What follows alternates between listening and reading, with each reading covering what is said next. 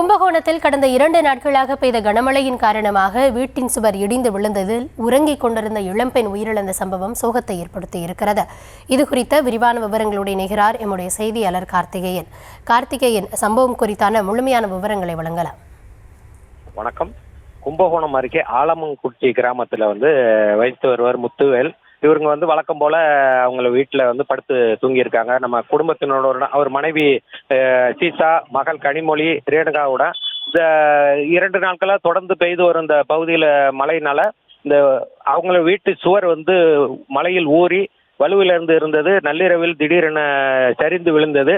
இதில் அவங்க 4 பேரும் அந்த இடுபாடுகளில் சிக்கி கொண்டனர். அக்கப்பக்கத்தினர் இது விழுந்த சத்தம் கேட்டு இவர்களுடைய காப்பாற்றி உடனடியாக மீட்டு 108 ஆம்புலன்ஸ் மூலம் கும்பகோணம் அரசு மருத்துவமனைக்கு அனுப்பி வைத்தனர்.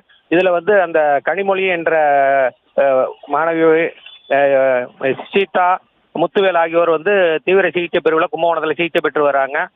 ரேணுகா தேவிங்கிறவங்க அதிக தீவிர சிகிச்சைக்காக தஞ்சாவூர் மருத்துவக் கல்லூரி மருத்துவமனைக்கு அனுப்பி வைக்கப்பட்டது.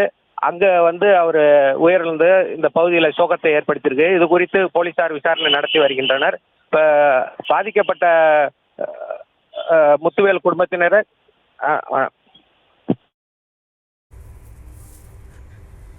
விவரங்களுக்கு நன்றி கார்த்திகேயன்.